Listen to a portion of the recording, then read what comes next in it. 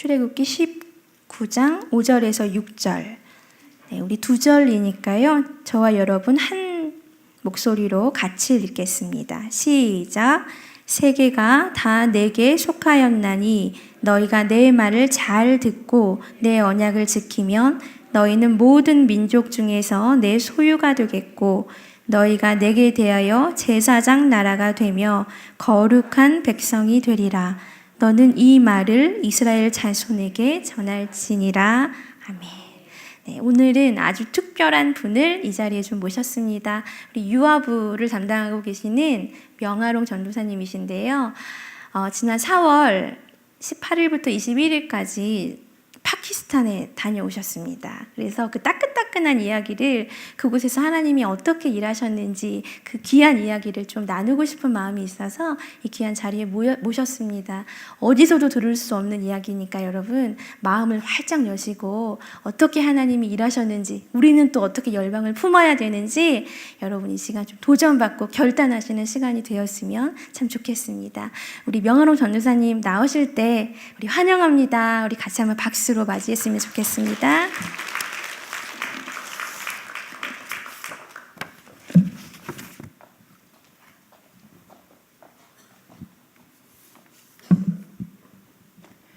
네, 안녕하세요. 제 얼굴이 문제 없죠? 제가 밑에서 예배드리면서 너무 울어가지고 네, 안녕하세요. 전 소개받은 유아부 명아롱 전도사입니다. 네, 다름이 아니라 제가 소개해 주셨던 것처럼 4월 5일부터 13일까지 제가 파키스탄에 한 8일 정도의 시간을 다녀왔습니다. 네, 저에게는 너무나 특별하고 은혜로운 시간이었고요. 그 시간들을 또 이렇게 나눌 수 있는 귀한 자리를 허락해 주셔서 너무나 감사합니다. 더욱이 다름이 아닌 저희 여성 예배에 이런 자리를 주셔서 제가 더 의미 있게 이 시간들을 함께 나눌 수 있을 것 같습니다. 네, 제가 다녀온 곳을 조금 소개해 드리려고 합니다. 제가 얼만큼 길게 설명을 할지는 잘 모르겠지만 주어진 시간에 최선을 다해서 주님이 주신 마음을 잘 나눠보도록 하겠습니다. 네, 제가 파키스탄에 가게 된 동기는요 다른 것이 아니라 작년에 가을쯤에 파키스탄 목사님이 저희 장신대 학교에서 공부하러 오셨어요. 근데 젊어 보이죠? 네, 저보다 6살이 7살이 어린 파키스탄 젊은 다음 세대를 책임질 목사님이시고요. 이분을 제가 만나고 나서 특별한 교제를 하진 않았어요. 네, 한 가지 어떤 요청을 했냐면 내 와이프가 여성 목사이고 그리고 파키스탄은 여성 목사에 대한 권위가 없다. 너가 와서 설교를 해주면 내 와이프가 통역을 하고 그러면 파키스탄 사람들이 아마도 여성 사역자에 대한 노출이 될 뿐만 아니라 여성 사역에 대한 관심이 생길 것이다라는 요청을 받고 제가 그 말에 흔쾌히 승낙을 하고 가보겠다라고 말씀을 드리고 이제 일이 시작이 된 거예요. 그래서 사실은 파키스탄은 그냥 미국이나 호주처럼 가고 싶다고 그냥 훅 갈 수 있는 나라가 아니라요. 비자를 받는 그 절차들이 생각보다 좀 까다로워요. 그런데 그 절차들을 잘 이행해 주셨어요. 특별한 저게 비자 폼인데요. 제가 저거 보고 너무 놀랐습니다. 왜냐하면 다른 선교사님들이 대부분 이제 다른 지역을 가시게 될 때는요, 대부분 저런 비자를 간신히 받아가지고 숨어서 사역을 하시거든요. 근데 저 안에 뭐라고 얘기가 되어 있냐면, 이 친구는 나의 친구로서 파키스탄에 우리 집에 거할 것이고, 그리고 그것들을 우리 집에 거하면서 이러한 일들을 할 것이다라는 레터예요. 그래서 이런 공식적인 레터를 받아가지고 제가 가게 됐습니다. 네, 파키스탄이 어느 나라인지 조금 알려드리고 싶어요. 네, 저 세계 지도에서 파키스탄은 97%의 무슬림이 존재하는 이슬람 국가입니다. 네, 인도와 이란 사이에 있는 나라이고요.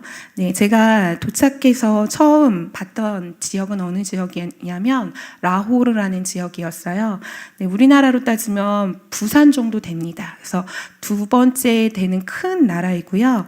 그 나라 큰 도시이고요. 저희가 느끼는 것처럼 부산도 외국인들이 자유롭게 거하고 조금 이렇게 오픈된 마인드가 있는 것처럼 저것도 외국인들이 가장 많이 거하는 지역이고 저 지역에 조금 다른 지역의 문화들보다도 좀 더 열려 있는 그런 도시예요. 또 그 라우르라는 지역은 사실 6천만 개 되는 교회가 존재하고 있습니다. 놀라셨죠? 파키스탄이 무슬림 국가임에도 이슬람 국가임에도 불구하고 3%에 되는 소수 종족 안에 1.67%에 되는 기독교인들이 있어요. 그래서 사실은 소수 종족 안에서는 기독교인의 퍼센티지가 적다라고 말할 수 없는데요. 더욱이 놀라운 건 그 지역의 사람들이 2억이라는 거죠. 2억의 1.67%면 사실은 적다라고 할 수 없는 크리스찬들이 파키스탄에 살고 있다라는 것입니다. 네, 그래서 그 파키스탄에 크리스찬이 제일 많이 사는 지역이 바로 제가 있었던 라호르라는 지역이고요. 이 지역 아시다시피 역사 속에서 영국의 지배를 받았던 시간들이 있어요, 파키스탄이. 그래서 그때 지어진 교회들이 큰 교회에서 들이 있는 곳이 또 라호르 지역입니다. 저는 이제 라호르에서 1시간 정도 떨어진 구자라발라라는 지역에서 머물게 되었고요. 제가 지냈던 미션 하우스입니다. 네, 한 100년 된 파키스탄의 기독교의 역사가 고스란히 흐르는 저런 미션 하우스에서 제가 지냈고요. 네, 저기는 제가 머물렀던 방입니다. 네, 너무나 감사하게 저게 파키스탄의 보편적인 집이라고 생각하시면 절대 안 됩니다. 네, 저를 위해서 특별하게 커튼을 다시고 이렇게 말끔하게 준비해 놓으셨던 방이에요. 그래서 제가 8일이라는 기간 동안에 하나님 앞에서 기도하고 예배하고 준비하고 그랬던 저에게는 홀리 플레이스와 같은 그런 장소였습니다. 제가 왜 이 방에 대한 추억이 있냐면요. 제가 그 땅에 도착했을 때 제가 그 나라의 말을 할 수가 없잖아요. 그렇죠? 그리고 아무도 저를 모르고 그리고 그 눈이 큰 사람들이 저를 막 쳐다보고 전혀 낯선 그 땅에 제가 저기 갔을 때 지금 보이진 않지만 웰컴 바스켓이며 뭐며 저를 초대하고 환대했던 그 기억들이요.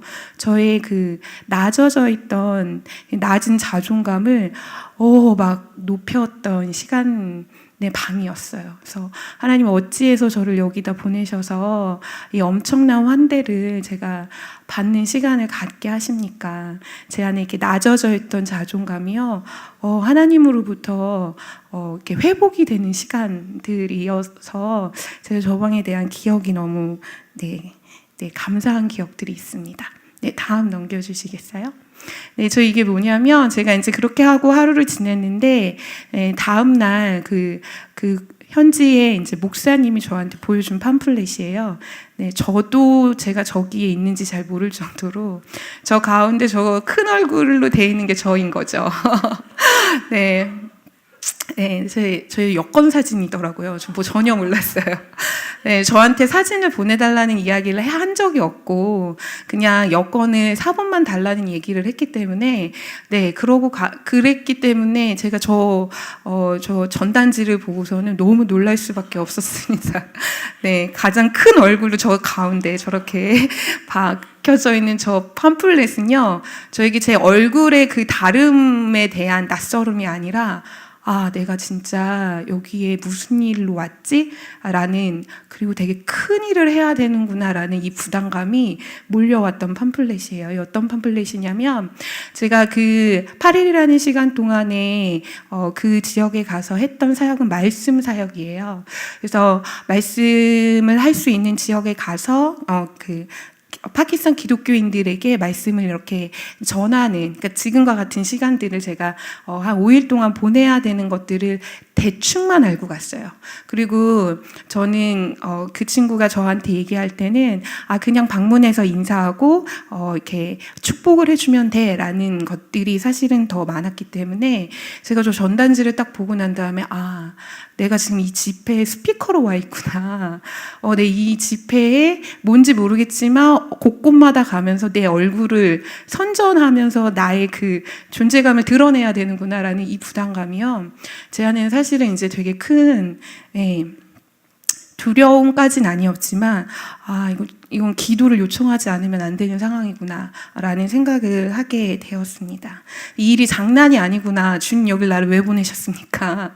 나는 그냥 잘 지내고 잘 파키스탄에 대해서 잘 이렇게 보고 이 나라가 이런 나라구나. 잠깐 여성을 위해서 좀 도와주고 이러고 가려고 즐거운 마음으로 왔는데 저거를 보니까 제 안에 막 저희 담임 목사님 얼굴이 막 떠오르더라고요. 저희 담임 목사님 막 나가셔서 막 하시잖아요. 나는 그런 사람이 아닌데, 근데 그런 위치에 있는 자가 아닌데 주님 왜 나를, 이런 생각들을 들게 했던 포스터였어요. 그래서 이 포스터가요, 한 달 전부터 마을 곳곳에 붙여져 있더라고요. 곳곳에 붙여져 있었을 뿐만 아니라 제가 그걸 확인했어요. 그 마을에 가서. 그러니 제가 갔을 때 저는 어떤 사람이 되었겠어요. 연예인이 된 거죠. 그 지역에서는 한 달 동안 저 사람이 온대. 한 달 동안 한국에서 한 여성이 오는데 우리에게 말씀을 전하고 기도를 해줄 사람이래. 이게 이제 그 마을 곳곳에 다 퍼져 있고 정말 거짓말 안 하고요. 벽보에 다 붙여 있더라고요.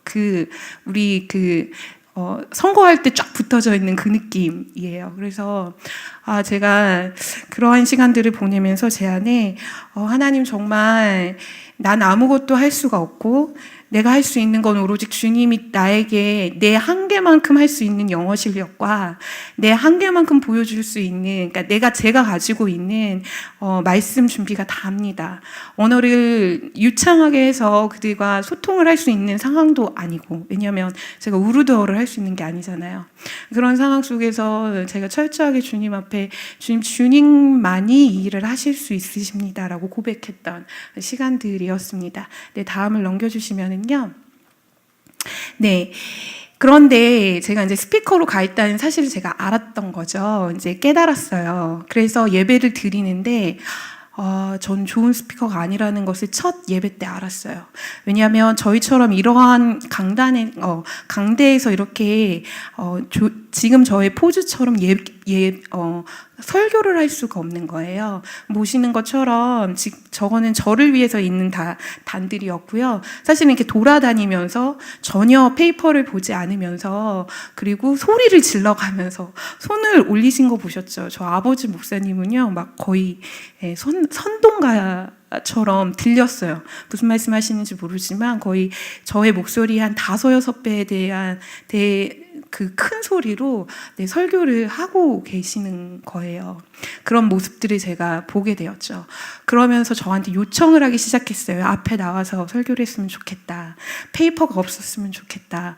그리고 큰 목소리로 해줬으면 좋겠다. 그렇지만 저는 그렇게 할 수가 없었습니다. 제가 가지고 있었던 언어의 한계도 있었고, 제가 영어를 하기는 하지만 그렇게 막 유창하게 그 영어를 할 만큼의 그런 실력이 아니었기 때문에 일단 제가 할 수 있는 영어의 실력과 제가 늘 훈련받았던 이 장소에서의 이 스피커 사용은 거기랑은 너무 다르더라고요. 그래서 제가 그래서 그들에게 좋은 스피커가 아니라는 것을 제가 예배 첫날 딱 드리고 나서 깨달아졌죠. 근데 어떡하겠습니까? 주님이 저를 부르셨는데. 그래서 제가 일단은 주님, 그러함에도 불구하고 저를 사용하시기로 하셨으니 저를 사용하십시오라고 이제 계속적으로 기도를 했죠. 그런데 예배 하루를 마치고 나서 제 안에 들었던 마음은 사실 불편한 마음이었어요. 다름이 아니라 제가 그 다음부터 계속 보여드릴 거지만 예배의 순서가 저희랑은 좀 달라요. 기본적으로 내용들은 똑같지만 설교자나 목사님을 환영하는 환대가 엄청납니다. 그래가지고 예배 장소에 들어가기 한 100m 전부터요, 꽃길이 만들어져요. 그래서 꽃잎으로 저를 환대한다고 저를 그 꽃잎으로 저를 막 이렇게 뿌리는 거예요. 그래서 장미꽃 한 대를 엄청 받았습니다. 그래서 장미꽃으로 저 보이시죠? 저렇게 막 이렇게 100m 전부터 저렇게 막 기립박수를 치면서 꽃을 뿌리면서 네, 성전에 입문을 합니다. 네, 그 전거 보여주세요. 네, 그렇게 그렇게 입문을 하면은요, 거기서 끝나는 게 아니라 저에게 엄청난 화관들을 막 걸어줘요. 그리고 어떤 일을 하냐면 저를 위해서 웰컴송을 불러줍니다. 네, 그 동영상을 한번 좀 틀어주시겠어요? 다음에 있는데요. 네, 저건 제가 और न्यू कोई हार पहनाएंगे आप सबकी परफॉर्मेंस के बाद बाजिश मेहंदी और न्यू कोई हार पहनाने के लिए स्टेज पर तशरीफ लाएं। 네, 저를 소개하고 교회 엘더 되시는 분들이 나와서 네, 저렇게 환영관을 저한테 씌워주시는 거예요. 네, 환영의 한 장면들입니다. 그래서 저기 모여있던 저 장소에 있던 분들이 한 300에서 400명 정도 됐었고요. 전날은 사실은 그 종료주일 주간으로서 팜 선데이 월십이에요. 그래서 그 예루살렘에 입성하는 그 예수님을 기념하는 그런 예배의 장소였습니다. 엄청난 환대 속에서 이제 저렇게 예배를 드리게 됐고, 설교를 했고, 말씀을 전하게 되었죠. 제 안에 어떤 마음이 있었냐면요, 전날 하나님, 내가 예수님께서 예루살렘에 올라가실 때 누구를 타셨죠? 나귀를 타셨죠? 그 어린 나귀와 같은 심정이 제 심정이었어요, 그날.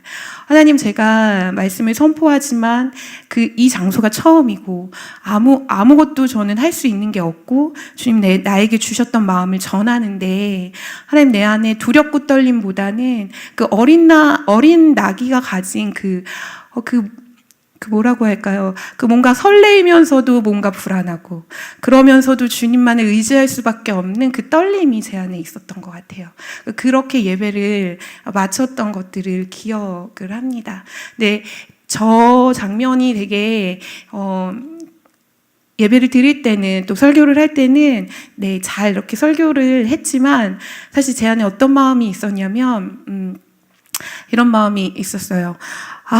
이 문화적 충격을 내가 어떻게 이해하고 넘어가야 되지? 그리고 이 상황들을 어떻게 내가 유연하게 대처해야 되지? 이런 마음들이 제 안에 있었던 것 같아요. 네, 그리고 나서 이제 저희가 기도를 하기 시작했습니다. 네, 다음을 보여주세요. 네, 엄청 열심히 기도했어요. 이 기도의 장면들을 보시면 아시겠지만, 이 많은 분들이 저의 설교 때문이라고 저는 생각하지 않아요. 하나님께서 그곳에 모여있는 사람들에게 하나님의 마음을 부어주셨다라는 마음이 있어요. 왜냐하면 저는 그 나라 언어로 얘기하지 않고 영어로도 기도하지 않고 제 나라 한국어로 기도했거든요. 그렇기 때문에 사실은 이들은 이들의 나라의 언어로 기도를 했고, 저는 저의 나라의 언어로 기도를 했습니다. 그럼에도 불구하고 이들의 간절함을 주님은 네, 들으셨다라는 마음이 네, 제가 저 사진을 볼 때마다 들게 돼요. 네, 그렇게 예배가 진행이 되고, 그날 마지막 예배 때는요, 어떤 일이 있었냐면, 네, 종료주일에 호산나 마을 행진이 있었어요. 사실 저건 제가 붙인 거예요. 보니까는 행사를 하더라고요. 어떤 행사를 하냐면, 마을 전체를 돌아다니면서 예루살렘에 입성한 예수님을 그 호산나 외치는 그 행진을 이 마을에 계시는 기독교 성도들이 하시더라고요. 제가 이 행사를 하는 걸 보면서 우리나라보다 훨씬 더 좋은 기독교의 문화를 이들이 가지고 있구나, 이들이 소유하고 있구나라는 생각이 들었어요. 그래서 이러한 행사라기보다 이러한 행진들이요 가지고 있는 의미가 무엇이냐면, 그 마을에 기독교인들만 살지 않아요. 그 마을에 무슬림들이 다 있거든요. 마을 전체를 돌아다니면서 우리 예수님이 어떠신 분이신지를 그들이 마을 행진을 통해서 알리는 거죠. 매년 이 시기에. 그래서 제가 이것들을 보면서 제 안에 되게 물컹한 마음에 그 울림들이 있었습니다. 그래서 삼위일체 되신 하나님, 그 하나님은 승리의 하나님이십니다. 이렇게 선창과 제창을 하면서 그 마을을 도는 그러한 시간들도 가졌습니다. 네, 넘겨주세요.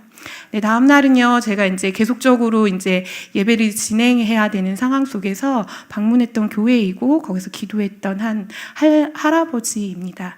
제 안에 이 시간들을 통해서 가장 하나님 앞에 저의 자신을 내려놓을 수밖에 없었던 시간들은 기도의 시간들이었는데요. 네, 이분들의 삶이 참으로 가난합니다. 왜냐하면 파키스탄의 기독교인들은 사실은 하층민의 삶을 살아요. 인도에 카스트 제도가 있는 것처럼 그들이 종교의 카스트와 같은 그 구조들이 있기 때문에요. 사실 기독교인이라고 하면 무조건 능력과 재능과 삶의 어떠한 환경과 상관없이 그들이 내야 되는 삶은 하층민의 삶이에요. 그래서 뭐 시체를 닦는 장소에 쓰레기 청소를 하시는 분들이라던가, 아니면은 화장실에 청소원으로 있는다던가, 아니면은 우리나라랑 조금 다르게 간호사 선생이 대우를 받을 수 없는 지역이에요. 근데 그러한 잡들만을 할 수 있는 사람들이 기독교인으로 분포되어 있는 거죠. 이들의 삶의 수준은 전혀 파키스탄이 가지고 있는 상류층의 삶의 수준을 가질 수가 없고요. 더욱이나 이들의 교육 수준 또한 그렇게 높지 않을 수밖에 없는 거죠. 근데 더욱이 문제는 돈도 없고 또한 가난하기 때문에 이들을 케어해 줄 수 있는 곳 또한 많지 않습니다. 평생 그 손저림과 다리 아픔과 어르신들은 그런 게 많잖아요. 병원을 찾을 수가 없고 그냥 나를 믿는 하나님 앞에, 그리고 자신의 불편함을 평생 가지고 살아가야 되는 그들의 영혼들을 제가 만날 때마다 제 안에 들었던 마음은, 하나님, 저의 능력으로도 할 수 없고 이 사람의 어떠함도 이 환경으로도 이것을 변화시킬 수가 없습니다. 이렇게 눌려있고 억압받고 착취되어 있는 이 환경 속에서, 그리고 저도 아무것도 할 수 없는 연약한 존재로서 주의 이름을 선포합니다. 주님, 주께서 치유하여 주십시오 라고 기도할 수밖에 없었던 거예요. 그 마음으로 밖에는 제가 그들에게 손을 뻗을 수가 없었습니다. 네, 그래서 그 마음이 제 안에 아직도 이렇게 남아 있어요. 그래서 넘겨주실래요? 네, 그리고 나서 이제 그러한 마음으로 계속 기도하는 시간들, 저에게 기도를 받기 위해서 찾아오신 분들이 많으셨어요. 이제 그런 시간들과 함께 제가 이제 가장 큰 집회를 했던 시간들인데요. 네, 잠깐 그 분위기를요, 동영상으로 좀 보도록 할게요.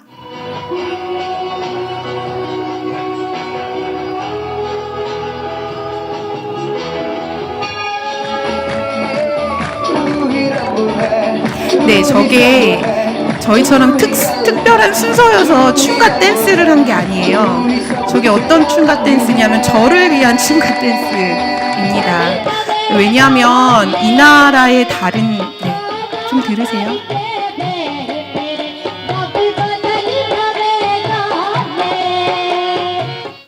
네, 이 나라가 가장 우리나라와 다르게 예배하고 또 다른 부분의 예배의 형태가 있는 것은 제가 아까 말씀드렸다시피 설교자를 웰컴하는 거예요.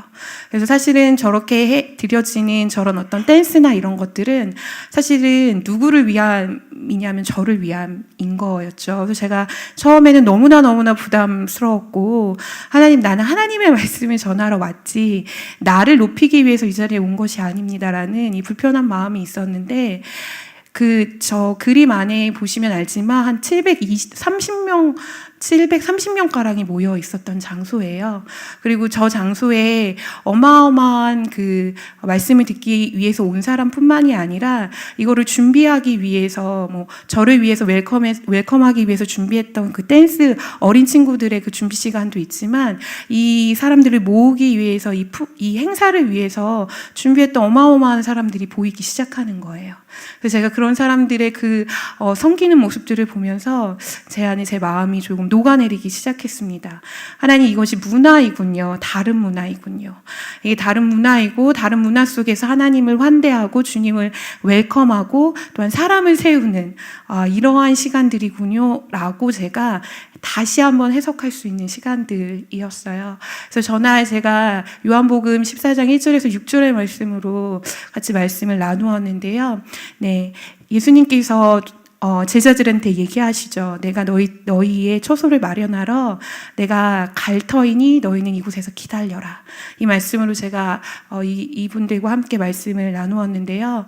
이때 제가 느꼈던 마음은 어떤 거였냐면 하나님이 엄청나게 그들을 위로하고 계시다라는 마음이었습니다. 그래서 그들 안에 그 마음으로 제가 나의 약함과 또한 하나님의 강함이, 그래서 우리가 함께 예배드려지는 이 예배의 현장의 주인이 예수님 한 분이십니다라고 고백할 수 있었던 가장 귀한 시간들이었어요.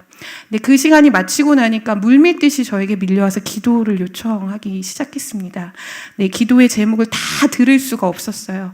다 듣고 나서 함께 기도할 수밖에 없어서 제가 이렇게 제안을 했죠. 두 손을 다 같이 펴셔서 저도 기도하고 여러분도 기도합시다. 그래서 우리가 이 기도를 하나님 앞에 드립시다라고 이렇게 기도하고 제가 마무리했던 시간들이었습니다.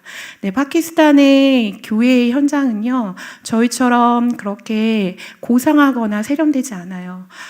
보시다시피 갈급하고 착취된 그들의 영혼에 하나님의 말씀이 한 방울이라도 떨어지기를 기다리는, 그래서 왜 어떤 마음이냐면 예수님의 기적을 보고 막 몰려다닌 그 무리들의 모습과 다르지 않는 그런 느낌을 제가 받았습니다.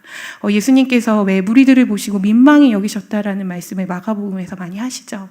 그러한 느낌들이 제가 이 예배를 진행하고 사람들을 만나고 기도를 하면서 들었던 느낌이에요. 왜 그런 느낌이 더 많이 들었냐면 사실은 그들은 어퍼링 할 때요, 헌금을 할 때 돈을 할 수가 없어요. 그래서 1.5리터짜리 환타 뭐 이런 거라던가 아니면 이런 물 있잖아요. 500ml짜리 그 생수, 이것이 이들에게 어퍼링이에요. 그래서 이것들을 내놓고 저보고 기도해달라고 하더라고요.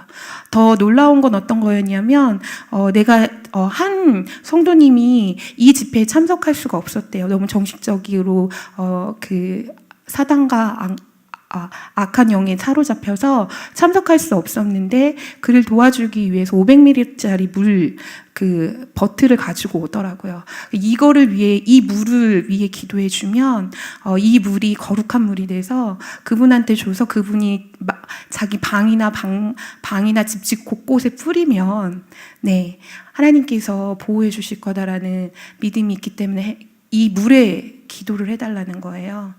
그러니까 이만큼 이들의 하나님을 갈망하는 이 심정도 느꼈지만 사실은 우리 하나님은 이 물로 역사하시지 않으시죠. 네, 우리와 직접 교제하시고 싶어 하시는 하나님의 그 마음으로 함께 하시잖아요. 근데 그러한 것들이 전혀 통하지 않는 곳이에요. 미신적이고 샤머니즘적인 것들이 그대로 방치되어 있던 그런 곳에서 제가 하나님 앞에 어떻게 고백할 수 있었을까요?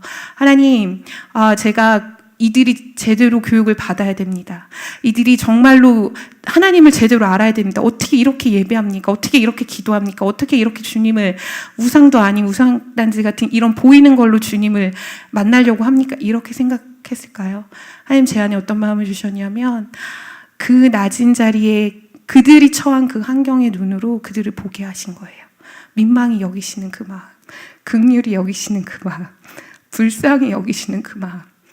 이들이 나를 알고 싶지만 알 수 있는 통로가 없고, 내가 그들에게 가르쳐 주고 싶지만 그들과 함께 거할 수 있는, 그들이 배울 수 있는 장소가 없어서 이들이 나를 이렇게밖에는 찾지 못한단다. 이렇게밖에 찾지 못하는 이들에게 간절히 원해서 너에게 들려준 물을 위해 네가 기도하는 것은 당연하지 않겠니? 라는 아버지의 마음을 제가 이렇게 받았던 것 같아요. 그래서 그런 시간들을 제가 보내면서 제 안에 이런 마음들이 들었습니다. 하나님, 저는요, 제가 파키스탄을 준비를 할 때 이런 마음이 들었어요. 하나님, 제가 제 삶의 현장에서 경험했던 것들을 다 끄집으셔서 저를 파키스탄에 세우시는군요. 네, 제가 몇 년의 선교지의 생활과 그리고 또 이 목양교회에서 말씀으로 훈련받았던 이 시간들을 다 포함해서 제가 그 현장에서 하나님의 말씀을 선포하는 자로 저를 두셨군요. 제가 그러면 물고기 2마리의 심정으로 그곳에 가겠습니다. 라는 마음이 있었고, 또한 사실 그 마음으로 초반의 시간들을 보냈어요. 근데 시간이 지나면 지날수록요, 제 안에 어떤 마음이 들기 시작하냐면은요, 물고기 2마리가 제가 아니더라고요. 저는 물고기 2마리가 아니라, 여러분들 아시죠? 오병이어의 사건. 그리고 오병이어의 그 요한복음 6장에 나와 있는 그 스토리에는요, 네, 물고기 2마리와 보리떡 5개를 들고 간 소년이 나와요. 제가 그 물고기 2마리와 보리떡 5개를 들고 간 소년이라는 것을 하나님이 저에게 알려주시기 시작하시는 거예요. 그리고 그것이 깨달아지기 시작했습니다. 네, 저는 제 재능과 제 능력과 제가 가진 것을 다 가지고 그곳에 하나님이 저를 풀어주시는구나, 풀어놓으셨구나, 그리고 나를 통해서 주의 말씀을 전하게 하시는구나 라는 열매로 생각하고 갔거든요. 그런데 가서 현장에서 보니까요, 저는 그냥 소년에 불과한 거예요. 사실 보리떡 5개와 물고기 2마리는 누구였냐면, 그곳을 매일같이 지속적으로 주님의 말씀으로 섬기는 그 파키스탄의 지도자들이었다라는 거죠. 그들이 매일같이 사람을 만나고 그들의 필요를 채우려고 노력하고 주일날 3군데, 4군데 다른 지역을 돌아다니면서 말씀을 선포하는, 그들과 함께 먹고 사는 현지 사역자들이 물고기 2마리와 보리떡 5개로 그들의 삶을 살아내는 열매였다라는 것들을 깨닫기 시작했어요.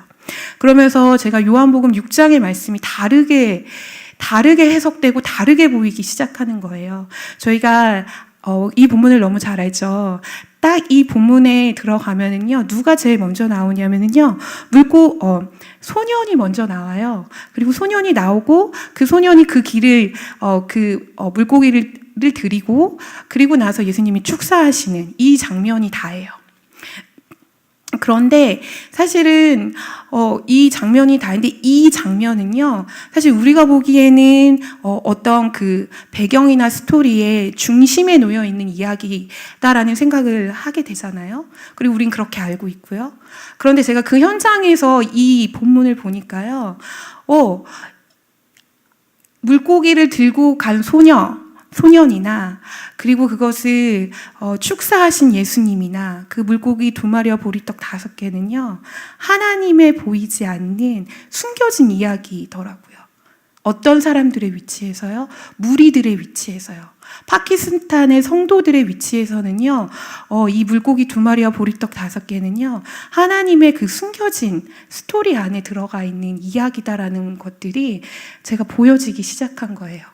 네, 성경을 보는 이 해석이 달라지면서 제 안에 달라지면서 제 안에 그러면은 하나님, 저는 열매로 알고 갔는데 그럼 이 열매, 이 보리떡과 물고기로 일하시는 이분들은 어떠한 존재이고, 또한 이 본문을 그럼 제가 어떻게 해석해야 됩니까? 라는 고민이 들기 시작했어요. 하나님 저에게 말씀하신 건 뭐냐면, 너 집회 때 보지 않았느냐, 파키스탄의 그 많은 그 무리들이 그들이 그 장소에 왔을 때, 그들의 입장과 그들의 관점에서 그 장소에 왔을 때, 그들은 제가 보이는 게 아니라, 그리고 거기에 있는 사역자들이 보이는 게 아니라, 누가 보였냐면 예수님이 보였을 것이고요. 자신들의 줄인 배가 채워지는 것에 그들의 온통의 관심이 있었을 거예요. 그렇지 않아요? 저희가 예배를 드릴 때 보면, 저희가 사실은 앞에서 얘기하시는 분의 어떠함의 외모적 모습보다는 하나님의 말씀이 중요하잖아요. 그리고 내가 지금 배고파하고 있고 내가 목말라하고 있는 영역들이 채워졌을 때 만족감을 느끼잖아요. 그러니까 그 무리들의 입장에서는 사실 소년이라는 사람과 또 물고기 2마리와 보리떡 5개는 별 큰 의미가 있지 않는 거예요. 의미가 없다라기보다도 그들에게는 우선순위가 아니었던 거죠. 하나님의 나라는, 주님의 일하심은 이 물고기 2마리와 보리떡 5개의 이 사건은 철저히 하나님께서 하나님의 감추어진 나라를 우리에게 그냥 할 수 있도록 보여주신 장면이구나 라는 깨달음이 오기 시작했어요. 그러고 나니 저는 그냥 말씀을 들고, 쉽게 말하면 하나님의 그 마음을 들고 간 소년에 밖에 지나지 않았다라는 거죠. 그것이 더 확증적으로 입증되었던 것은 사실 저는 영어로 설교를 했어요. 근데 저의 설교를 설교되게 하고 말씀을 말씀되게 하고 그 말씀이 진실로 그들 영혼들에게 선포되게 하기 위해 애썼고 도왔던 사람은 저를 통역했던 여성 사역자였어요. 하나님은 이 모든 이 예배 현장 가운데 저도 사용하셨지만 저는 그냥 나르는 자였고 말씀을 말씀되게 설교를 설교되게 선포했던 사람은 사실 여성 사역자였던 거죠. 그리고 그 말씀의 주인공은 바로 예수님이셨고요. 그래서 제가 하나님의 나라가 이런 것이군요. 하나님이 일하시는 방법은 이렇게 일하시는 것이군요. 보이기에는 화려해 보이는 저의 위치였지만 하나님 저에게 철저하게 저에게 얘기하신 건 너는 소년이었고 그리고 내가 사용해서 그들을 먹이고 싶고 함께 그들에게 먹이고 싶었던 건 파키스탄의 사역자들의 그 열매된 삶이었고 그리고 내가 이 장소의 주인공으로 내가 이 장소를 축복했단다라는 얘기를 저에게 해주기 시작하신 거예요. 그래서 제가 알기 시작했어요. 하나님의 나라가 이런 것이구나. 정말로 주님이 하나님의 현장 가운데 하나님이 두셨을 때 우리가 어떤 일을 하는 것이 중요한 게 아니라 주님의 영광을 볼 수 있는 하나님의 그 감추어진 그 비밀된 그 비밀들을 보화들을 캘 수 있는 그 시간들을 저에게 허락하셨구나. 그리고 그 보배들은 바로 이 현장에서 일하는 현지 사역자들이구나. 이들의 열매를 사용하셔서 이들의 말씀을 사용하셔서 이들의 삶을 사용하셔서 하나님이 이곳을 예배하게 하시는구나라는 마음을 하나님 갖게 하신 거죠. 아까 우리 목사님이 고백하셨던 것처럼 로마서 12장 1절 말씀 아시죠? 너희의 몸을 하나님이 기뻐하시는 산 제사로 드리라. 이는 너희가 드릴 영적 예배니라. 네. 파키스탄에 계시는 현지의 사역자들이 하나님의 열매로 산 제사로 보리떡 5개와 물고기 2마리로 그 산 제사의 삶을 하나님이 살고 계시다라는 것을 저에게 보여주셨어요. 그것이 제가 알게는 하나님의 비밀의 보물이었던 거죠. 저는 그냥 그곳에서 하나님의 영광을 누리고 그 영광을 맛보고는 자로 있었던 것입니다. 네. 존 파이퍼가 이런 이야기들을 합니다. 선교가 존재해야 하는 이유는 예배가 존재하지 않기 때문이다 라고요. 이 말은요, 선교의 목적을 이야기하고 있습니다. 모든 백성과 방언에서 능히 셀 수 없는 무리들이 나와 하나님과 예배하는 그 날이 바로 선교의 완성의 날이라는 거죠. 그날은 더 이상 선교가 필요 없는 그러한 날인 것이죠. 그러기에 선교는 모든 민족이 하나님을 기쁘게 예배하는 것의 목표가 있다라는 거예요. 네, 예배가 예배되게 하시고 또한 그 예배 가운데 또한 선교가 선교되게 하셔서 하나님께서 그 기쁨에 충만한 그 시간들 안에 저를 두셨다라는 것이 저에겐 너무나 큰 경험이었고 주님의 감추어진 그 나라를 볼 수 있었다라는 것이 저에게는 너무나 큰 하나님의 가르침이었습니다. 제가 이 시간들을 보내면서 제 안에 들었던 아주 자연스럽게 주님 앞에 고백했던 건 무엇이냐면 하나님이 이 감추어진 나라, 주님이 세우시는 이 나라의 기쁨과 은혜를 맛보기 위해서 하나님이 늘 언제나 초대하시는구나 라는 아버지의 마음을 느꼈어요. 또 한 가지는 어떤 거였냐면 그 예배 안에 초대하셔서 하나님의 영광과 또한 하나님의 소망을 보며 하나님의 그 감추어진 비밀의 일을 할 하나님의 백성, 하나님의 선택된 자들을 주님은 찾고 계시고 그들을 사용하시기 위해서 훈련시키고 계시는구나 라는 것들을 보게 되었습니다. 네, 저의 일상을, 저의 모든 삶의 현장들을 통틀어서 하나님이 그곳에서 사용하셨을 뿐만이 아니라 그들 파키스탄의 사역자들의 매 순간 매 순간의 그 삶의 그 시간들이 산 제사로 드려져서 열매가 되어서 하나님의 나라를 보는 그러한 일들을 한 것이죠. 그 마음을 공유할 자들을 하나님이 지금도 찾고 계시다라는 것들을 제가 이 8일이라는 시간을 통해서 알게 되었어요. 네, 하나님의 마음을 공유하는 자, 어떤 마음을 공유하는 자가 하나님의 마음을 공유하는 자일까요? 네, 갈라디아서 2장 20절 말씀이 이렇습니다. 내가 그리스도와 함께 십자가에 못 박혔나니 그런즉 이제는 내가 산 것이 아니요 오직 내 안에 그리스도께서 사신 것이라. 이제 내가 육체 가운데 사는 것은 나를 사랑하사 나를 위하여 자기 자신을 버리신 하나님의 아들이 믿는 믿음 안에 사는 것이다. 네, 하나님은 어떠한 자들을 하나님의 그 비밀스러운 영광의 자리에 두시기 원하시냐면 하나님의 마음을 공유한 그런 자들인 거죠. 그 공유한 자의 그 마음은 바로 우리가 지금 읽은 갈라디아서 2장 20절에 하나님으로부터 그리고 그분을 믿는 믿음으로부터 시작되는 그 마음을 공유한 자, 십자가가 통과된 그 공유된 마음을 가진 자를 주님은 찾으시고 계시고 그들을 초대하고 계시다라는 마음을 주님이 저에게 허락하셨습니다.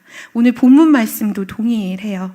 그 감추어진 주의 나라, 영원히 임할 그 아버지의 나라, 완성될 하나님의 나라를 위해서 오늘 이스라엘 백성들을 초대하시면서 그들에게 오늘 부탁하시는 말씀이 오늘 저희가 읽은 말씀입니다.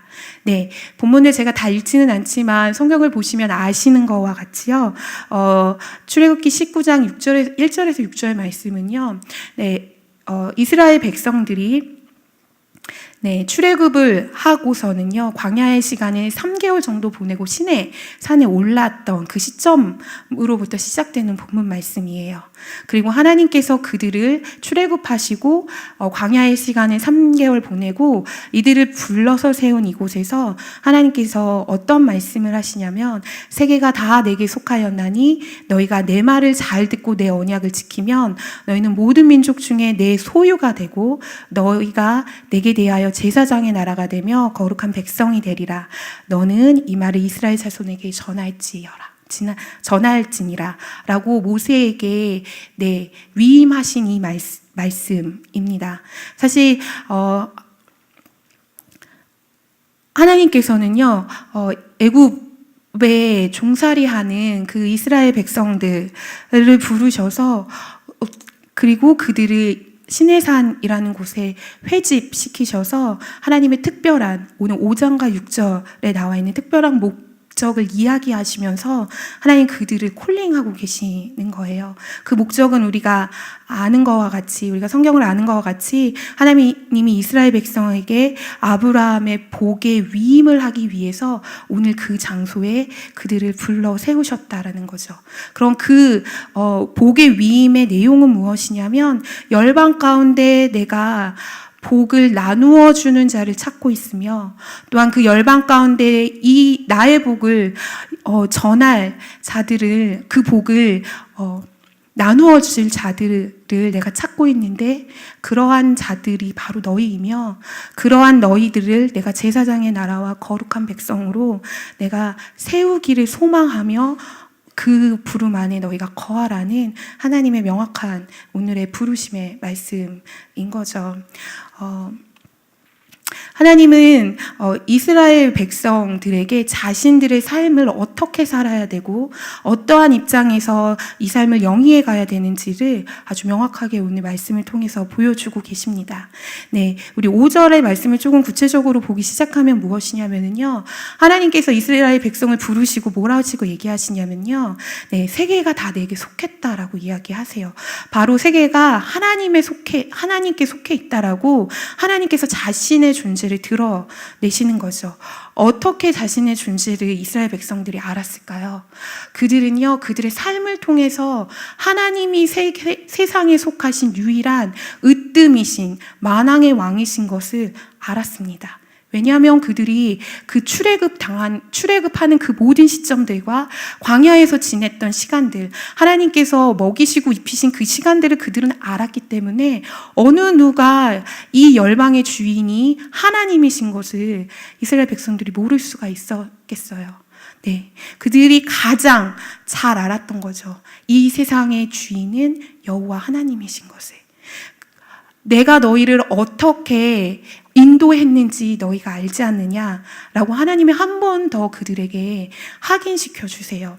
너희가 내 말을 내가 속해 있다라는, 내가 이 열방 가운데 으뜸으로 있다라는 이 말을 하시면서 내가 너희들을 어떻게 인도했는지에 대한 이야기가 4절에 나와 있습니다.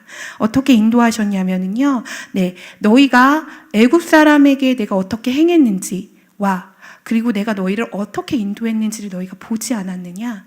그러하기 때문에 내가 이 열방의 주인인 것을 너희는 아는도다 라고 얘기하시는 거죠. 아마 이 말씀을 모세가 이스라엘 백성에게 선포했을 때 이스라엘 백성들은요, 끄덕끄덕 했을 거예요. 어떻게 하나님께서 이스라엘 백성들을 그렇게 인도하셨냐면요, 독수리의 날개로 어핀같이 그들을 인도하셨습니다. 네, 독수리가 어떻게 나는지 여러분들 아시죠? 네, 어미 독수리가 새끼 독수리가 날 수 있도록요, 벼랑 끝에 몰아놓고요, 그냥 던져요. 던지면 그가 떨어지는 그 공포 속에서요, 그 밑으로 그 어미 독수리가요, 어린 새끼를 들어서 잡아서 다시 그 벼랑 끝에 다시 갖다 놓습니다. 이렇게 훈련하면서 나는 법을 배우게 하는 것이 바로 독수리의 그 날개짓하는 방법인데요. 이러한 방법으로 내가 너희를 인도하였다라는 것을 하나님은 얘기하고 계시는 거죠. 네, 그래서 하나님은 출애굽의 여정 가운데에서 여정 가운데에서 노예에 속한 하나님이 아니라 그 이스라엘 백성의 노예들만 다스리시는 하나님이 아니라 온 땅을 다스리는 열방을 의 주인이 하나님이신 것을 알게 하도록 하나님이 이들을 통해서 부르셨다라는 역사적 사실, 그 사건들을 이들에게 그들의 역사의 현장을 통해서 이미 알려주셨고 알려주셨고 또한 그것들을 이 백성들은 체험했던 거죠. 네, 잠깐 우리가 출애굽기의 말씀을 조금 앞에 있는 이야기들을 같이 해보자면요, 어떻게 이들이 하나님께서 이 세상의 주인이었을까라는 것을 어떻게 알았을까요? 네, 그 출애굽하는 그 430년이라는 시간 동안에 계속적으로 그들이 노역을 지냈습니다.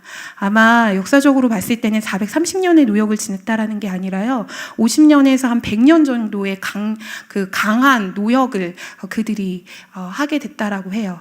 그 시간 동안에 그들이 하나님 앞에 상고하며 하나님을 상고하며 그들이 하나님에게 호소하고 외쳤죠. 그래서 하나님께서 430년의 시간이 마무리되었을 때 모세를 통하여서 그들을 인도해 나아가십니다.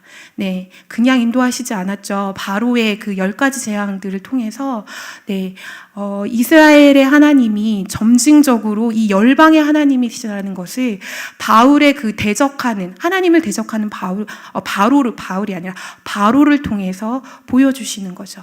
그래서 하나님은 열방의 주인이시며 이 땅에 참 신은 여호와 하나님밖에 없다라는 것을 하나님께서 그 사건들을 통해서 보여주세요.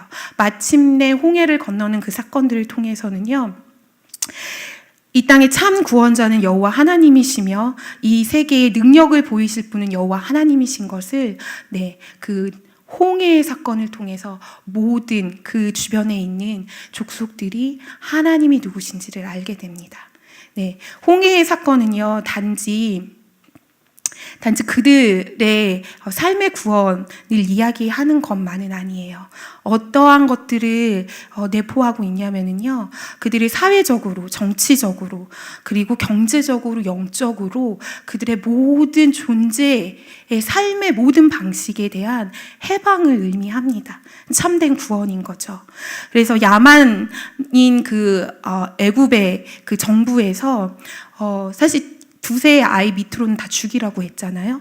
네, 그러한 학살과 학대를 받은 그들의 삶, 그 사회적 삶에서의 해방이고, 또한 그들이 애굽 땅에서 지냈던 그 시간들은 사실 이민족의 시간들이에요. 이주민의 시간들이에요. 그 이주민의 삶에서 해방되는, 정치적으로 그렇게 해방되는 시간이고, 강제 노역이라는 경제적인 그 상황에서 그 착취의 시간들에서 해방되는 시간들입니다. 가장 또한 중요한 것은 영적으로 하나님을 섬기며 거룩하게 예배할 백성으로 하나님이 그들을 영적인 군사로 세우기 위해서 그들을 그곳에서 해방해 내신 거죠. 그들의 전 존재의 해방이었으며 유일하신 하나님이 여호와 하나님이신 것을 그들은 고백하지 않을 수 없었던 거예요. 이 마음을 공유한 이 백성들을 지금 어디에 세우신 거예요? 시내산에 세우신 거예요. 시내산에 세우셔서 뭐라고 이야기하시냐면, 너희가 내 말을 잘 듣고 내 언약을 지키면 라는 단서를 붙이십니다. 네, 이 단서는요, 조건부의 단서가 아니에요. 문장에서는 조건부처럼 if절로 보여요. 그렇지만 사실은 하나님께서 이스라엘 백성을 인도해 내셨고, 그리고 그 전에 아브라함과 이삭과 야곱을 통해서 약속의 하나님으로, 자신의 조상의 하나님으로 보게 했던 이 놀라운 그 이스라엘의 전 역사를 하나님께서 말씀하고 계시는 거예요. 내가 아브라함을 불러서 세운 복의 근원으로 세웠던 그 아브라함의 그 약속, 그 복이 축복의 통로가 되기 위해 복을 전하는 자로 내가 아브라함을 세웠을 그때부터, 그리고 이삭을 세우고 그 언약이 신실하게 이행되어 야곱까지 세워 너희 조상으로 불려진 그 놀라운 언약의 그 시간들, 그리고 그것을 내가 충실히 지켰던 그 나의 성실함과 나의 그 약속의 신실함을 너희가 기억하고 그것을 지키면 이라는 내용인 거죠. 율법적인 어떤 강조의 내용이 아니라 율법으로 내가 이렇게 했으니 너희가 이렇게 해라, 이 영역이 아닌 것이에요.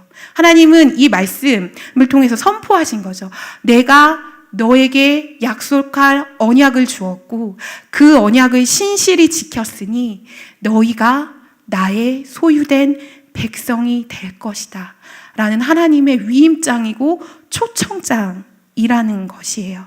하나님이 이렇게 이스라엘 백성을 부르신 거죠. 제가 이 말씀을 묵상하면서 하나님은 그럼 어떤 마음으로 이들에게 이 언약의 신실함을 이야기하셨을까? 라는 고민과 함께 묵상을 하면서 하나님 저에게 이런 마음을 주셔서 제가 그 마음을 적었어요. 한번 들어보시면 좋을 것 같아요. 아마 저의 묵상 가운데서 하나님이 주셨던 말씀이라는 생각이 들어요. 어떻게 이들에게 이 마음들을 호소하셨을까요? 하나님이 이렇게 호소하셨을 거라는 생각이 듭니다. 열방의 복이 되기 위해 너희를 불렀단다. 너희 조상 아브라함과 이삭과 야곱을 세워 내가 너희에게 약속한 이 세상을 향한 나의 사랑을 끝까지 보이기 위해 너희를 불렀단다. 나의 마음이 확연히 드러난 나의 나라가 임하기 위해 너희를 불렀단다. 그러기에 너희 조상과 맺은 언약을 너희에게 위임한다. 너희에게 부탁한다.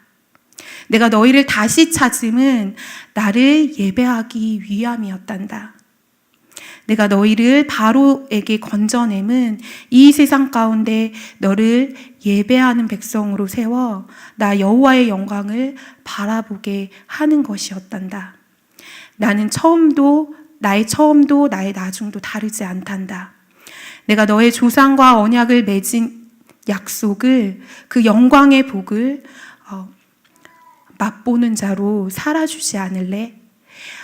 아브라함이 나와 믿음으로 교제했던 것처럼, 이삭이 아브라함과 함께 제단에 바쳐졌을 때처럼 또한 이삭이 우물을 파면서 나와 동행했던 그 마음처럼 말이다. 야곱이 또한 자신의 환도뼈를 꺾어서라도 나와 동행하고 싶었고 내가 그와 그렇게 동행하고 싶었던 그 은혜의 누림처럼 그 영광의 복에 함께 동참해 주지 않을래? 나의 아름다운 덕을 선전하는 빛으로 나의 썩지 않은 나의 말을 가지고 소금으로 살아내는 그것이 열방에 흘려가기 위해서 내가 너희를 이 땅, 이 신의 산에 불렀단다. 내가 나와 맺은 언약의 약속을 함께 만들어가 주지 않을래? 라는 하나님의 주님의 마음이 이스라엘 백성들에게 전해졌을 거라는 생각이 듭니다. 하나님은요, 이스라엘 백성을 왜 세우셨을까요? 단지 선민이라는 이유 때문에요? 아니요. 하나님은 이 열방을 사랑하시는 아버지의 그 마음으로 그들에게 복을 위임하기 위해서 그들을 부르시고 그리고 그들을 하나님의 소유로 삼으셨다라는 거죠. 그래서 그 소유된 그 마음을 가지고 나와 함께 나의 그 감추어진 아버지의 나라를 함께 걸어가 주지 않겠니? 라는 아버지의 간절한 부탁이고 소망이셨다라는 거예요. 네. 이런 부탁 가운데 하나님께서 이들을 어떤 존재라고 명칭하시냐면 다음에 9절에 나와 있어요. 어떻게 얘기하시냐면 바로 너희가 나의 소유된 백성이다라고요. 하나님은요, 우리 존재 자체를 사랑하시는 분이세요. 그리고 우리를 단지 어떠한 목적을 쓰시기 위해 수단으로 부르신 게 아니라 특별한 존재로 부르셨다라는 거죠. 그리고 그 하나님은 우리와 친밀한 교제를 통해서 우리와 인격적으로 소중한 관계를 하시길 원하시는 보배로운 소유자로 우리를 부르시고 계시다라는 것이에요. 이것이 하나님의 형상을 닮은 우리가 가진 특권이라는 거죠. 이 특권을 오늘 이 말씀 속에서 이스라엘 백성에게 주실 뿐만 아니라 이곳에 계시는 저와 여러분에게도 주님께서 허락하시고 또한 초청하시고 주시는 말씀입니다. 네, 하나님 얼마나 특별하신 분이신지 제가 두 그림을 통해서 보여드리고 싶어요. 네, 하나님의 소유된 존재로서 하나님이 우리를 부르실 때, 네, 주님의 어깨에 나란히 우리를 두시고 하나님이 보시는 그 시선 그대로, 네, 이 세상을 보는 특권을 우리에게 허락해 주셨습니다. 또한 하나님께서는요, 우리를 소유하신 존재로서 하나님의 손바닥에 우리를 두시고 우리의 모든 여정을 지키시고 두렵지 않게 주님과 함께 동행할 수 있도록 하나님께서 우리를 떠받들고 계시다라는 거죠. 이러한 존재를 우리가 알기 시작하고 알았을 때 우리가 그 마음, 그 하나님의 마음을 우리가 공유했을 때 그 언약의 신실하신 아버지의 마음이 우리 안에, 네, 녹아 들어왔을 때 우리가 자발적으로 순종하게 되는 것이죠. 네, 하나님께서 그러한 나의 소유된 나의 백성들아, 내가 너희에게 부탁하는 것은 너희가 제사장의 나라가 될 것이고 거룩한 백성이 될 것이다라는 하나님의 또 다른 부르심입니다. 네, 하나님께서 우리를 특별하게 세우심은 우리의 잘됨도 있죠. 우리의 잘됨뿐만이 아니라 이 열방과 이 세계 가운데에서 하나님의 마음이 필요한 곳에 그 마음을 전달하는 자로 하나님께서 우리를 사용하시고 우리를 부르시고 계시다라는 거예요. 그럼 우리는 어떠한 존재로 그 부름에 응해야 하냐면 바로 이미 하나님께서 우리를 소유하신 하나님의 거룩한 성품으로 우리를 부르시고 그 성품 안에 우리를 두셔서 그 역할을 하게 우리를 만드신다라는 거죠. 그리고 그 역할을 하기를 하나님은 오늘도 우리에게 초대하고 계신다라는 겁니다. 거룩하게 산다는 게요, 참 부담스러운 일입니다. 제가 하나님 아버지 앞에 이렇게 물어봤습니다. 하나님, 거룩함이 무엇이죠? 하나님, 거룩하게 산다는 건 죄가 없는 것을 의미하는 거죠. 그러면 되는 겁니까? 그러면 제 삶에 하나님과 거룩한 삶으로 살아가는 삶을 다 하는 겁니까?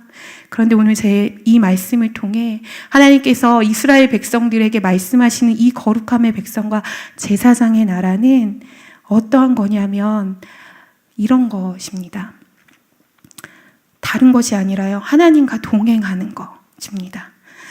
우리의 거룩함은요, 영광 되신 하나님 앞에 동행하는 삶, 그것이 거룩한 삶이라는 거죠. 그것이 거룩한 백성이 해야 할 역할이라는 거죠. 하나님과 동행하기 시작했을 때 하나님께서 부어주시는 주님의 거룩한 성품으로 소유된 하나님의 그 거룩함을 닮아가는 자로, 하나님의 빛을 선전하는 그런 자로 하나님께서 우리를 그렇게 부르시고 그렇게 동행할 때에 우리는 하나님의 거룩한 백성이 되는 것입니다. 그럼 그것이 다일까요? 하나님 저에게 말씀하셨던 것은 거룩함은 또한 내려놓음이다 라고 이야기하셨어요. 네, 하나님과 함께 동행함으로 하나님의 마음을 가진, 내 안에 십자가의 마음이 통과돼서 그분 아니면 살아낼 수 없는, 그분 아니면 내가 존재할 수 없는, 그분으로 살아가야 하는 그 삶의 은혜의 그 현장들, 내 삶이 척박할지라도, 내 삶에 눈물이 흘려질지라도 내 삶의 영역들을 비우고 하나님 것들로 채워 십자가만이 온전케 되어지는 그 십자가에 내려놓는 그 마음, 내려짐의 마음이 바로 거룩의 마음이라는 것이죠. 바울이 이런 고백을 합니다. 내가 하나님께 은혜를 받은 자로 내 육체의 고난을 채우노라. 하나님의 십자가를 지고, 예수 그리스도의 십자가를 지고 그 길을 묵묵히 따라가는 그 현장, 그 내려놓음의 그 현장이 바로 거룩이라는 것이에요. 사실 이 일들을 감당해 나가고 내 삶의 것들을 내려놓는 일들은 사실 말처럼 쉽지 않습니다. 그러나 우리가 그 하나님과 동행하기 시작하고 그 하나님을 깊이 만나기 시작하고 그 하나님 아버지 앞에 들어가기 시작하고 그 거룩의 행진을 하기 시작하면, 그렇게 되기 시작하면 우리 안에 더럽고 추악하고 억눌려져 있고 죄지었던 모든 영역들이 분리되기 시작해요. 그 분리되기 시작하는 그 마음 가운데 하나님께서 하나님의 삶을 살아낼 수 있는, 하나님의 것으로 붙잡을 수 있는, 내려놓을 수 있는 십자가의 길을 주님이 걸어가게 하신다라는 거죠. 하나님께서 우리를 제사장의 나라와 거룩한 백성으로 우리를 세우셨을 때에는 이와 같은 부름으로 우리를 세우셨다라는 거예요. 이 땅에 우리가 존재하는 이유는 다름이 아니라 하나님과 함께 걸어가며 그분과 함께 그 길을 걸어갈 때 우리의 것이 아니라 하나님의 것으로 채우며 우리의 것을 내려놓는 그 삶을 사는 것, 그것이 바로 거룩한 백성이 살아야 될 삶의 현장이라는 것이죠. 그렇다면 우리가 어떻게 행해야 될까요? 그냥 그렇게 알고만 있으면 될까요? 그렇게 그냥 우리가 아는 대로 기도하고 찬양하고 말씀만 보면 될까요? 그 영역에서 하나님은 한 번 더 이스라엘 백성을 부르시고 저희를 부르십니다. 어떻게 그 삶의 현장에서 살아내기를, 어떻게 살면 그 현장에서 살 수 있을까요? 제가 하나님한테 물었어요. 여성 예배에 오시는 이분들, 열방을 알아야 합니까? 당연히 아롱아, 열방을 알아야지. 내가 너에게 알려줬던 것처럼 그들도 알아야 돼. 그러면 이분들이 다 선교사나 저처럼 전도사로 사역하는 사역자로 계셔야 합니까? 아니, 그렇지 않아. 일상의 거룩의 삶을 매일같이 살아내는 그러한 백성을 불러서 내가 쓰는 것을 너가 알지 못하느냐라는 마음을 저에게 주셨어요. 저의 파키스탄의 현장도 동일했습니다. 제가 가지고 있는 지위는 전도사, 이 교회 전도사이고 또한 예전에는 선교지를 나갔던 선교사이지만 제 삶의 현장에서는 사실 매일같이 하나님의 말씀을 가르치기 위해 훈련했고 또한 사람들을 만났던 저의 일상들이 있습니다. 하나님은 이 일상들을 사용하셔서 저를 그곳에 부르신 것이죠. 저는 이렇게 저의 역할의 거룩함을 진행했던 것 같아요. 제가 파키스탄에 사역을 갔다 오고 나서 알게 됐거든요. 그러면 여러분의 현장에서는 어떻게 하나님의 백성으로서 하나님께서 이스라엘 백성을 오늘 이 부르심은요, 단지 너의 삶을 축복하기 위해서 부르시는 부르심이 아니에요. 열방 가운데 이들을 빛으로 드러내셔서 이들을 통해서 열방의 하나님이 누구신지를 알리기 위해서 이들을 부르신 거거든요. 그렇다면 우리의 지금 삶의 현장에서 하나님 열방 가운데에서 나를 어떻게 부르실 것입니까? 그것은 다름이 아니라 저에게 제가 경험했던 것처럼 너의 일상의 삶의 훈련들, 나 여호와 하나님이 어미 독수리가 되어 너 어린 새끼인 너를 매번 믿음의 현장에서 너를 떨어뜨리고 다시 훈련시켰던 그 놀라운 그 현장의 매일의 삶을 살아내는, 나와 동행하는 그 삶을 살았을 때 너는 열방의 하나님의 거룩한 백성이다라고 하나님 말씀하고 계시는 거예요. 네. 그런 하나님께서 우리에게 부탁하시는 것은 큰 것이 아닌 거죠. 말씀 가운데 있는 것처럼 작은 자에게 하듯이 죽게 하라는 이 말씀처럼요, 우리 안에 우리보다 좀 더 마음적으로 가난한 자들을 죽게 하듯이 하면 됩니다. 또한 우리보다 사회적으로 지위가 낮은 자들을 죽게 하듯 하면 되는 거죠. 내 이웃 가운데 혹시 교육의 현장에서 교육을 잘 매니지할 수 없는 사람들이 보인다면 그들에게 조언하면서 나의 것들을 나누어 주는 거죠. 네, 우리 아이들이 학교의 현장에서 가진 것이 많고 사교육을 많이 받은 우리 친구들이 그런 교육을 덜 받는 친구들에게 자신의 공부 방법과 자신의 삶의 필요들을 나누어 주는 거죠.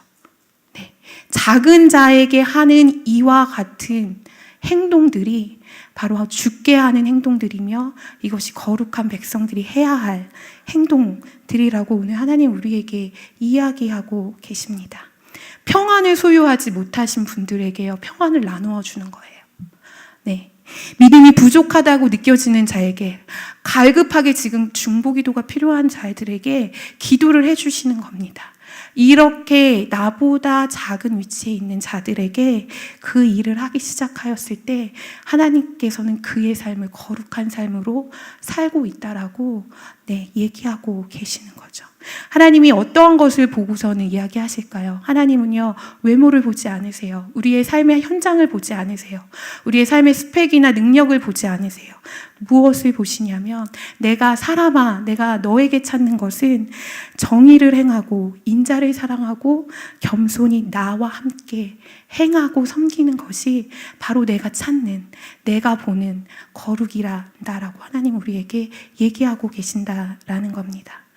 여러분, 포기하지 않으셨으면 좋겠어요. 내 삶의 현장에서 내 존재가 무엇인지 혹시 고민하셨던 분들 계십니까? 하나님, 내가 이만큼은 했지만 이 이상은 할 수가 없습니다. 내가 하나님 아버지 이렇게 노력을 간신히 했지만 하나님이 누군지는 잘 해석이 지금 되지 않습니다. 이 환경 가운데에서 이 막닥뜨린 문제에서 나의 존재가 무엇인지 알 수가 없습니다. 그러나 하나님 오늘 우리에게 말씀하시죠.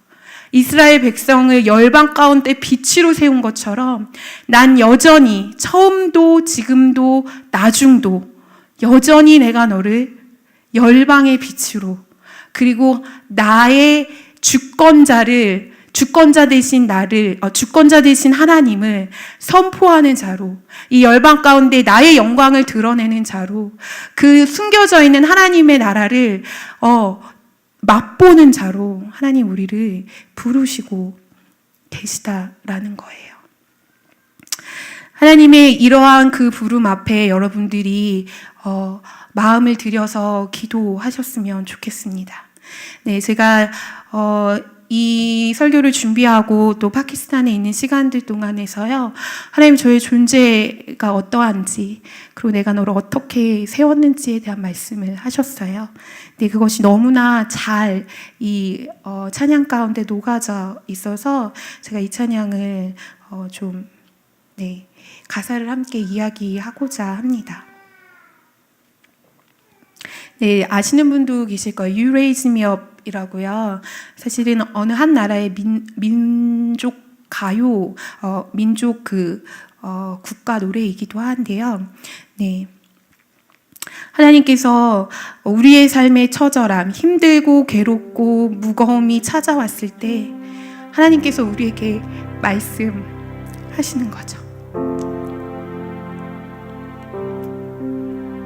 그 고요한 가운데서 하나님께서 내 옆에 앉으셔서 이렇게 이야기하시는 거예요.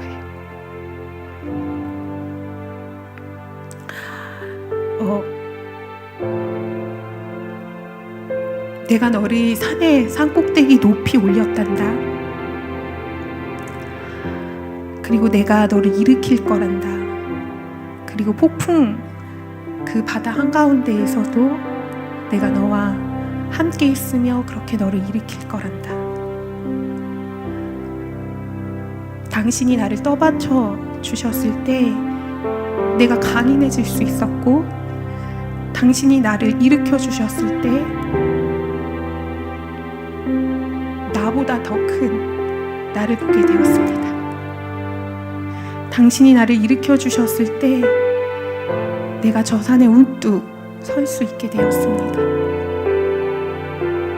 하나님의 부르심은 결코 흔들리지 않습니다.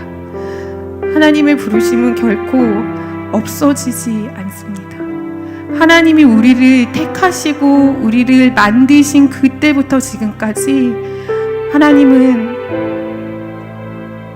너를 산 위에 우뚝 세워 나와 함께 이 세상을 보는 자로 내가 너를 불렀고 세웠단다. 내 딸아 내 아들아 걱정하지 말고 나와 함께 내가 보는 이 하나님의 숨겨진 나라를, 이 영광의 나라를 같이 보지 않을래? 너가 바닥 저 밑바닥에 있을지라도 내가 너를 끌어올릴 것이니 걱정하지 말고 그 길을 든든히 가주었으면 좋겠다라고 우리 하나님 우리에게 오늘 말씀하고 계십니다. 우리가 이 시간에 함께 기도했으면 좋겠습니다. 하나님, 내 존재는 제가 생각했던 것보다 더 크고 넓으셨군요. 하나님, 나의 가치는 내가 알고 내가 배웠던 것보다 더 크셨군요.